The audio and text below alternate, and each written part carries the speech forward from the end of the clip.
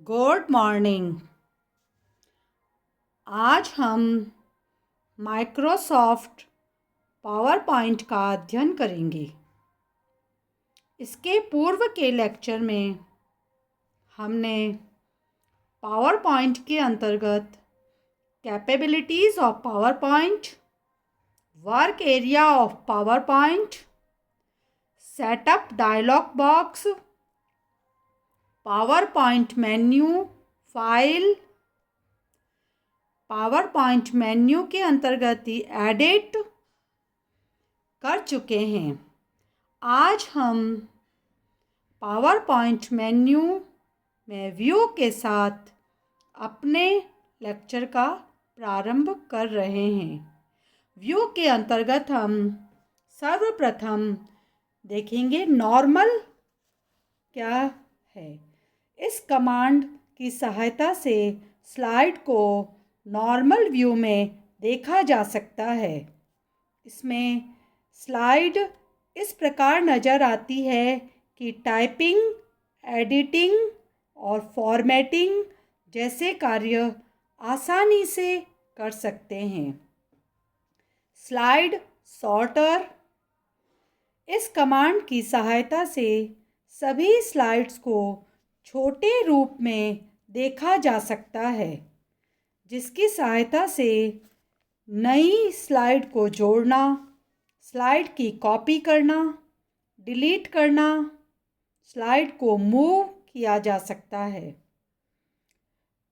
Notes page, इस command की सहायता से करेंट स्लाइड का नोट पेज प्रदर्शित होता है।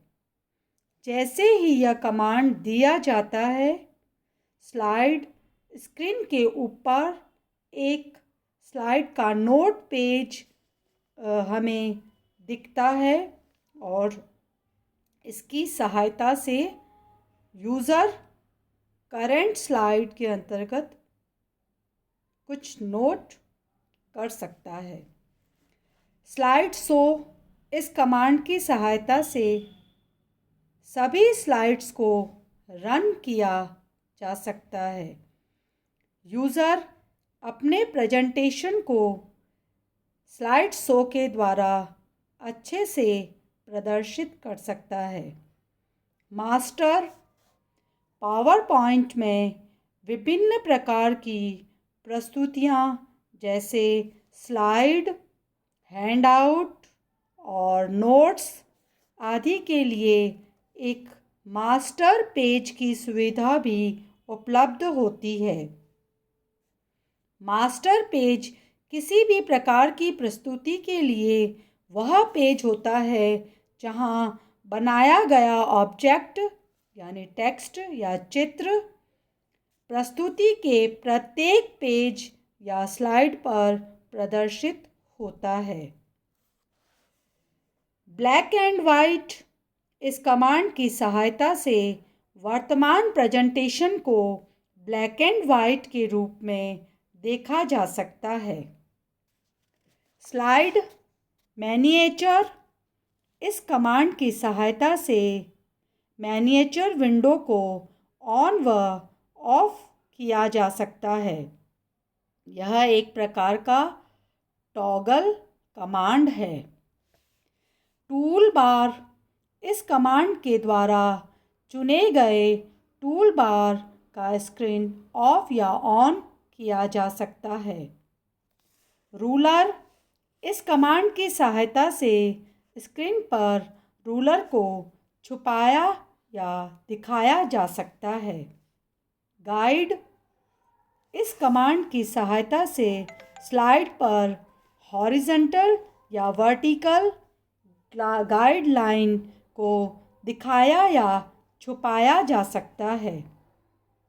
हेडर व फुटर, इसकी सहायता से स्लाइड में हेडर या फुटर यानी हमें कुछ नीचे या ऊपर पेज नंबर या कोई कमेंट देना है तो हेडर व फुटर की सहायता से दिए जा सकते हैं। कमेंट, इस कमांड की सहायता से हम स्लाइड पर इंसर्ट मेन्यू को की सहायता से छिपे हुए कमेंट को देख सकते हैं।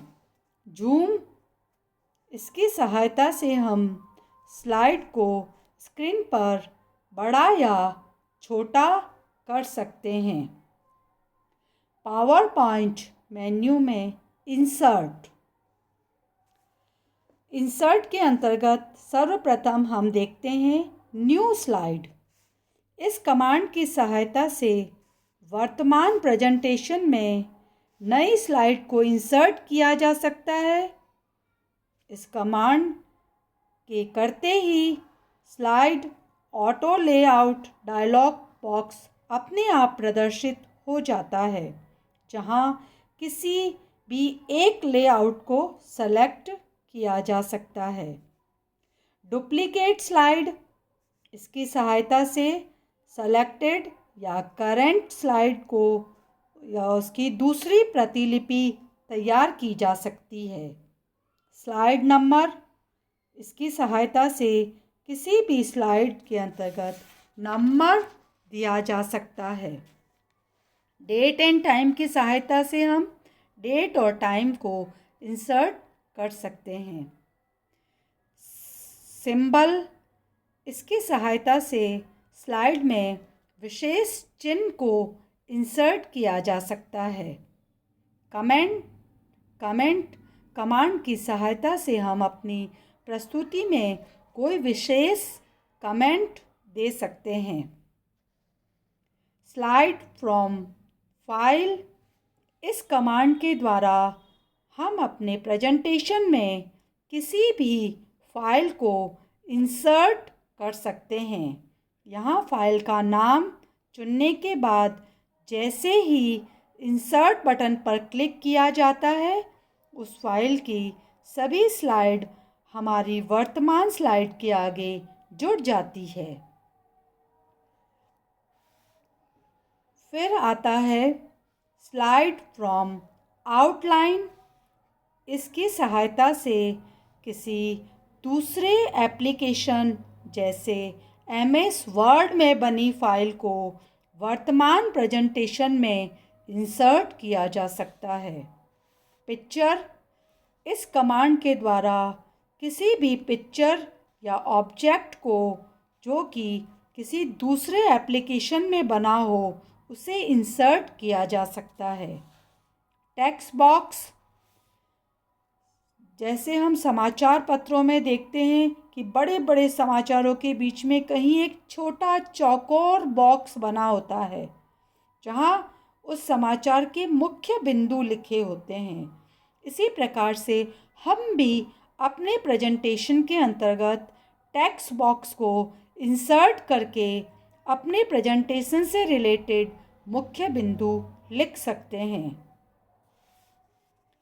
मूवी एंड साउंड, इस कमांड के द्वारा किसी भी मूवी या साउंड ऑब्जेक्ट को जो कि किसी दूसरे एप्लीकेशन में बना है इंसर्ट किया जा सकता है। चार्ट, इस कमांड के यह जो है इसके द्वारा हम चार्ट को भी अपने प्रेजेंटेशन के अंतर्गत इंसर्ट कर सकते हैं। टेबल कमांड के द्वारा हम अपने प्रेजेंटेशन के अंतर्गत टेबल को इंसर्ट कर सकते हैं। यहाँ हमें जितने कॉलम या जितने वर्टिकल या हॉरिजॉन्टल कॉलम चाहिए उतने कॉलम हम देने के बाद ओके बटन पर क्लिक करते हैं तो हमारे सामने जैसी टेबल हमें चाहिए वह उपस्थित हो जाती है। ऑब्जेक्ट, इस कमांड के द्वारा किसी भी अन्य प्रोग्राम से विभिन्न ऑब्जेक्ट जैसे टेबल, चार्ट या ग्राफ को लेकर इंसर्ट किया जा सकता है। हाइपरलिंक एक विशेष प्रकार का अंडरलाइन किया हुआ सामान्यतः नीले रंग का एक टेक्स्ट होता है जो कि लिंक किए जाने पर हमें एक स्थान से दूसरे स्थान पर ले जाता है या एक फाइल से दूसरे फाइल पर ले जाने का काम करता है। हाइपरलिंक यानी यह लिंक का काम करता है। इसमें हम एक से दूसरे पेज को या एक से दूसरी फाइल को कंट्रोल+क्लिक के द्वारा हाइपरलिंक करते हैं। नेक्स्ट है पावर पॉइंट मेन्यू फॉर्मेट। इसके अंतर्गत हम देखते हैं फ़ॉन्ट। इस कमांड की सहायता से चुने हुए टेक्स्ट यानी हमें पहले सेलेक्ट करना होगा कि किस टेक्स्ट का हमें फ़ॉन्ट चेंज करना है, फिर इस कमांड को देने पर वह फ़ॉन्ट चेंज हो जाता है। बुलेट एंड नंबरिंग, इसमें भी हमें यानी यहाँ पर जितने भी कमांड है, चाहे वह बुलेट और नंबरिंग हो, अलाइनमेंट हो, लाइन स्पेसिंग हो, चेंज केस हो, रिप्लेस फॉन्ट हो, नहीं जितनी भी कमांड्स है उन सब में पहले हमें सेलेक्ट करना होता है हमारे टेक्स्ट या प्रेजेंटेशन के अंतर्गत कि यह कमांड हमें इस पर अप्लाई करना है। सेलेक्ट किए हुए टेक्स्ट पर तो वह अप्लाई हो जाता है। जैसे बुलेट व नंबरिंग हो जाएगा। अलाइनमेंट के अंतर्गत हमें अपने टेक्स्ट को राइट में रखना है, लेफ़्ट में रखना है या सेंटर में रखना है, तो वह इस कमांड को यूज़ करने पर वह अप्लाई हो जाएगा। इसी प्रकार से हमें अपने टेक्स्ट के बीच में जो लाइंस लिखी है उनमें कितना स्पेस देना है, तो वह लाइन स्पेसिंग के द्वारा और चेंज केस के द्वारा अपर केस और लोअर केस के अंतर्गत हम अपने अक्षरों को या जो भी हमने टेक्स्ट किया है उसको बदल सकते हैं। रिप्लेस फॉन्ट के द्वारा हम अपने प्रेजेंटेशन में उपस्थित किसी भी फॉन्ट को दूसरे फॉन्ट में बदल सकते हैं। स्लाइड शो, इसके द्वारा स्लाइड लेआउट, इस कमांड की सहायता से स्लाइड लेआउट में हम जो कि स्लाइड के विभिन्न लेआउट प्रदर्शित होते हैं उसमें से किसी एक को चुनकर ओके करते हैं तो वह लेआउट हमारे प्रेजेंटेशन के अंतर्गत प्रदर्शित हो जाता है। इसी प्रकार से स्लाइड कलर स्कीम, इसके अंतर्गत हम किसी भी कलर को अपने प्रेजेंटेशन के अंतर्गत एडिटिंग कर सकते हैं। और बैकग्राउंड, हमने जो भी टेक्स्ट लिखा है उसके अंतर्गत यदि हमें अपने टेक्स्ट के बैकग्राउंड को किसी कलर के अंतर्गत रेड, येलो, वाइट तो ऑलरेडी वह होता है और अलग अलग कलर में हम कर सकते हैं, उसका कलर चेंज कर सकते हैं। और अप्लाई डिज़ाइन टेम्पलेट, इस कमांड की सहायता से हम अपने प्रेजेंटेशन में background, bullet, font, border line को बदल सकते हैं। इस कमांड से हम व्यक्तिगत अथवा जो हमारी व्यावसायिक प्रेजेंटेशन है उसको आसानी से बना सकते हैं। और कलर एंड लाइन, इस कमांड के द्वारा हम चित्र की आउटलाइन की स्टाइल व रंग को बदल सकते हैं। Picture, object and auto shape, format menu का यह कमांड चुने गए आइटम के आधार पर बदलता है।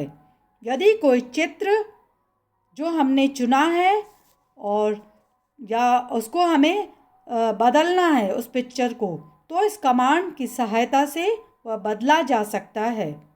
यहाँ पर हम ऑटो शेप में भी बदल सकते हैं टेक्स्ट को, और जो भी ऑब्जेक्ट, पिक्चर या जो हमें बदलना है वो इस कमांड की सहायता से हम बड़ा या छोटा कर सकते हैं या उसे बदल सकते हैं। आज के इस लेक्चर में इतना ही काफ़ी। Thank you.